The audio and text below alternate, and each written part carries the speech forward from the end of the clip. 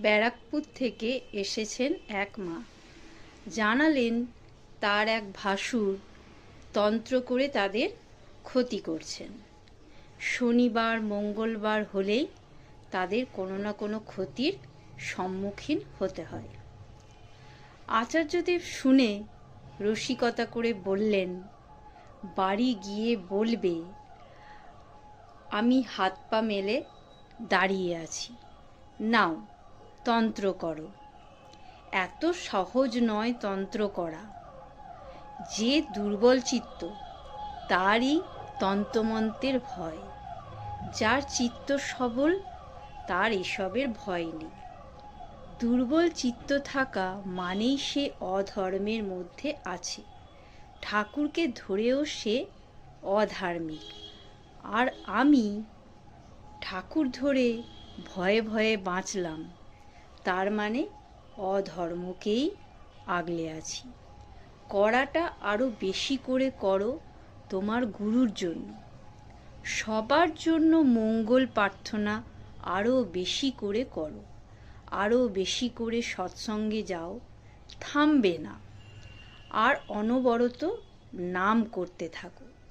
তোমার চিত্তের দুর্বলতা যায় কি না আমি দেখছি।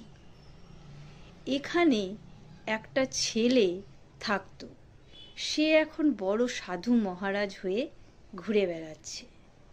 সে একদিন এসে বলল তার সাথী সঙ্গীদের নাকি কোনো তান্ত্রিক জব্দ করেছে, বাধা দিচ্ছে। আমি বললাম, তুই জেনে রাখ, তোর আর সেই মান্ত্রিক যেই হোক, তার মাঝে আমি দাঁড়িয়ে আছি।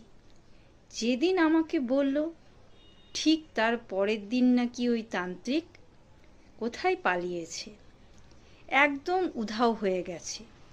তাহলে আমি একটা চুনোপুটি, আমি যদি অভয় দিতে পারি, তাহলে আমার গুরু কি করতে পারেন? তাতে তোমার বিশ্বাস নেই? তুমি বিশ্বাস যেটা করবে সেটাই হবে। ভূতে বিশ্বাস করবে, ভূত আসবে।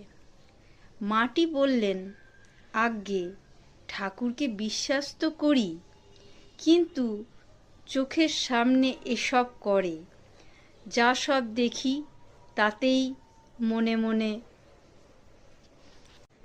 আচার্যদেব শুনে বললেন, তুমি যদি বিশ্বাস করতে, তাহলে যাই শোনো না কেন তুমি কিছুতেই টলতে না। তোমার মনের মধ্যে সব সময় চলতে থাকে, ও বুঝি